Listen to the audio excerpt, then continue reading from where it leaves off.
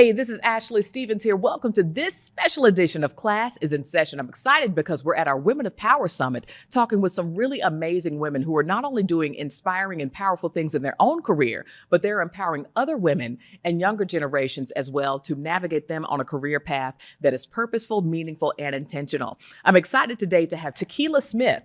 She serves as Executive Vice President and Chief Sustainability Officer at Covanta, which is a leader in sustainable materials management and a premier provider of environmental solutions benefiting businesses and communities across North America. So today, I'm excited because she is a beautiful Black woman engineer who is empowering other women in this same space. Welcome, Tequila, to Classes in Session. Thank you, Ashley. It's a pleasure to be here. Thank you for having me. Absolutely excited to be here. Tell us a little bit more about what you do as an engineer and how you got to where you are. Absolutely. Well, growing up, I didn't have a lot of college graduates, let alone engineers in my family.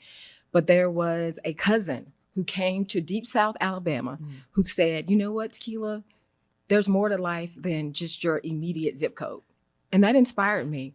So she would take me for the summer and just expose me to what else the world had to offer. Okay. And so I remember thinking I wanted a job where I could just provide for myself and my family. So I thought about engineering. I heard all the naysayers. It's hard, it's tough. There's not a lot of Black girls doing that, but I use that as motivation. And so I received a scholarship to the University of Alabama at Birmingham and pursued a degree in engineering. And it has been life-changing because it taught me not only to solve problems, but it gave me a confidence that I didn't always have. Wow. I'm excited to hear that it took a cousin, someone in your family opened up that door of interest. And I want to learn a little bit more about how you're doing that for other young women as well. Absolutely. Well, I think the first thing is when we aspire, it helps to see that, right? You have to see it in order to believe it. And so for me, I'm an advisory board member for BE STEM Academy out of Nashville, Tennessee.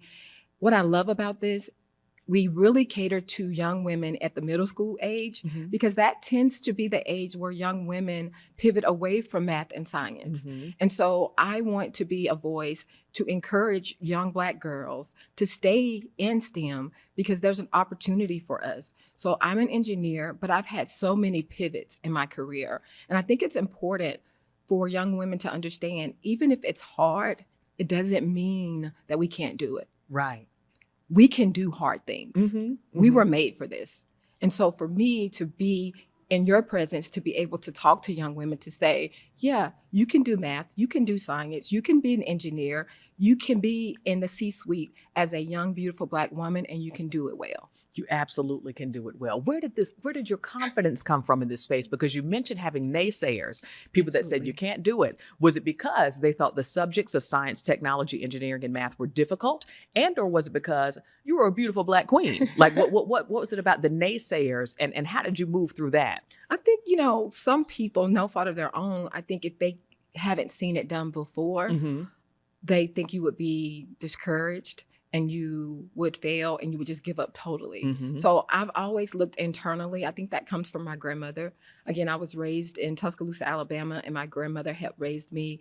And from the moment I could understand what she would say, and she would say, once you're born, life owes you nothing. If you want something, you go get it. You work hard and you don't make excuses. Right. So it was always her. When I was having difficulties with my courses or I had to go to tutoring and I had never gone to tutoring before, I hear her voice that says, there's nothing in this world that's too hard for you. And I think sharing that story helps young people understand that life isn't always going to be easy. Life wasn't meant to be easy. But when we reach hurdles and we overcome those hurdles, nobody can take that experience away from us. I love that. No one can take that experience away from you. And I love that sage advice from your grandmother as well. Right. Did she get to see you become an engineer, the engineer you are Yes, she today? did. My grandmother was with me all the way until September 2021. Wow. She was amazing. And I reference her all the time because the internal joke that I share with folks is my maiden name is Griggs. So when I say I'm going to tap into that inner sister Griggs, people know that I'm just going to get a little feisty because she helped mold me, and I just can't thank her enough for making sure that I had the courage and the wisdom to go after what I wanted. Love to hear that. And I'm glad she got to see it. I'm glad she got to see Thank it. you. So let's talk a little bit about your first work in engineering after college. So Okay. tell us a little bit about what you did then. Absolutely. Well, the story I like to share is that I went from McDonald's cashier to a co-op opportunity with Alabama Power almost 27 years ago. Wow. So I was with Southern Company for 25 years and never thought I'd leave. It has been amazing for me because within larger companies, you have the opportunity to do different things. Mm-hmm. And I want to encourage women of power to don't be afraid to pivot. You know, I started off in design. I also did maintenance engineering. I made a big leap from Birmingham, Alabama to Atlanta. And I laugh about that because during that time, I thought that was a big leap. Yeah. There's only 2 hours. They're only 2 hours away. Mm-hmm. But having grown up in Birmingham, never leaving the state, Mm-hmm. I remember talking to my mother-in-law. And I said, you know, Mark and I are going to move to Atlanta. And she was like, oh, that's kind of far. And I said, we'll be back. We'll be back. And we did. And I share that because when you're with corporations, don't be afraid to be mobile. Right. So it's my husband and I, we had 2 small kids, Mm-hmm. but we made it work. And that change, stepping out on faith, catapulted my career. I jumped 2 levels and I continued to take on those opportunities that most people didn't find super attractive because they were considered hard or tough. But I would like to encourage us to take those opportunities that may not seem as sexy or as exciting, the hard ones, because we're going to come out stronger. We can do it. We can do it. Love to hear that. So Thank you. not only were you not afraid to pivot and take that leap of faith, which kind of elevated you in corporate positions, That's right. but you've also had opportunities to be more on the philanthropic side, right? Absolutely. As the director of charitable giving, vice president of charitable giving, as well as the president of the Alabama Power Foundation That's right. and director of energy services for Alabama Power Company. That's right. That's a lot of things, but they hold a lot of power. They So do. tell us about that, your role as a decision maker Yes. for where charitable funds are directed. Actually, that was such a great time for me, but it was in the midst of great turmoil for our nation and our world. So I took the opportunity as president of the Alabama Power Foundation in the fall of 2020. Oof. And you know what I have to say about that is it was such a great opportunity because Southern Company really took it seriously to look and examine inwardly what we were doing around racial equity, but also through our partnerships. Mm-hmm. So I will never forget that opportunity because during that time, I remember talking to some of our executives and they said, we're going to be out front. We're going to be out front, and we set off to do things in criminal justice, education, and equity all around. And for the first time in many years, we started giving to those organizations that historically we had said no to. And you know why? Because they were listening to our communities. And that's what I will never forget about those 2 years in that role. It really helped me start examining companies from the introspective way of, yeah, we're selling ourselves, but women of power, start interviewing the companies too. Are they headed in the right direction? Are they doing the things that they said they would do? And how does your internal moral compass set in with that company's culture?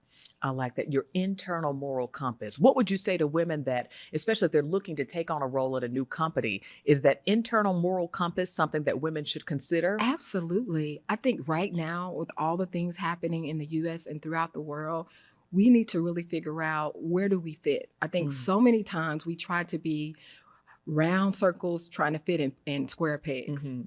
And we wonder why it doesn't feel right. And we wonder why it's so hard. But sometimes we have to say, is this where I was meant to be? Does it feel right? Regardless of what the compensation looks like, regardless of what the perks are, you can have the best job, but if it doesn't feel right, it's not the right job. That's right. It's not the right job. And so with that, I had been so comfortable at Southern because it's a phenomenal company. So when Covanta called, you know, I was just like, this feels good. You know, I've been doing this. And so I always like to talk about the pivot because you have to have faith that regardless of what you may be leaving behind, those that are supposed to be with you will continue on that journey with you. Very true. Yeah. So your mentors, the people that have supported you, regardless of our titles, regardless of our levels, regardless of our company's names or the shirts that we wear, your people will be with you regardless of where you are. Love to hear that. And tell us what you're doing now at Covanta. Absolutely. I have the phenomenal opportunity to serve as EVP and Chief Sustainability Officer at Covanta. So what does that mean? So Covanta is focused on making sure we're reimagining the world from a waste perspective. So it's not, I often kid with my children who are 18 and 22. I say, no, nobody really wakes up and says, I want to work in waste when I grow up.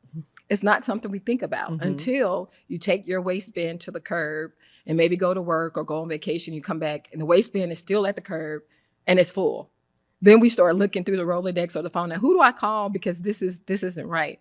And so I didn't think much about waste until I came into the role. And then I learned what we do at Covanta.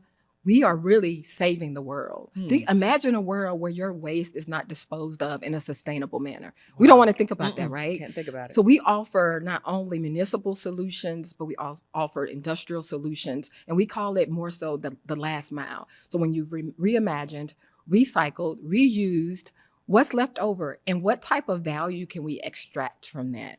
So we recycle metals from waste, we treat wastewater, and we take some of the waste and turn it into renewable energy. So annually, we power over 1 million homes with our energy. How cool is that? It is a fascinating world. That's literally and figuratively powerful, Thank right? you. Thank you. I love that concept, Thank right? you. It's amazing. We get to go into communities and talk about what we do. So as a sustainability officer, I have really 3 main departments. So environmental justice, environmental stewardship, and compliance. And then I have government relations, state and federal, and then community and corporate outreach. And people are like, that's one job. That's a lot. It is a lot. I have a phenomenal team that are passionate about the people we serve and the technology that we bring. Because whenever I tell people, just imagine if nobody took care of your waste.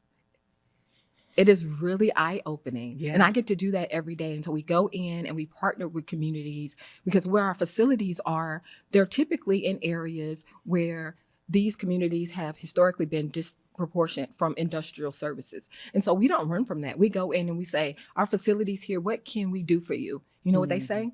Tell us what you do. Are you hiring? Are they high paying wages? And what else can you do? So we're shifting from more of a partnership to an allyship. And an allyship means you're doing more than enough. Partnership means you're equal. But we know in our communities, we have to do more. So there's no certain standard. We go in and we do less talking and more listening. I like that.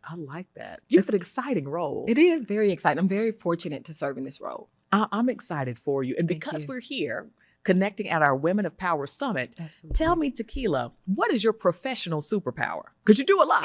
So what would you say your professional superpower would be? My professional superpower is bringing positive energy to every person and every opportunity that I can. I think light attracts light, energy attracts energy.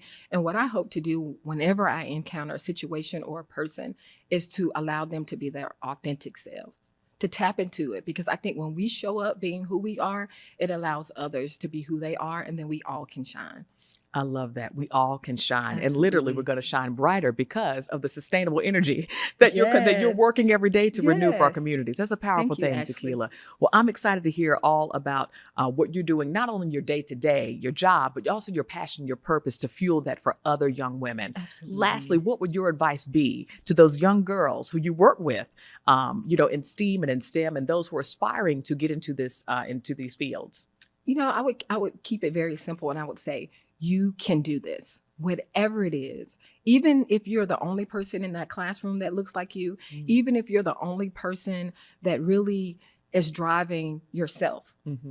Because sometimes we have to encourage ourselves. Absolutely. Do it, you can do it, and you can do it well. And then the last thing I would say is make sure that on your journey, you're bringing somebody else along because other young women are watching you. So make sure that you reach back. There are enough seats at the table.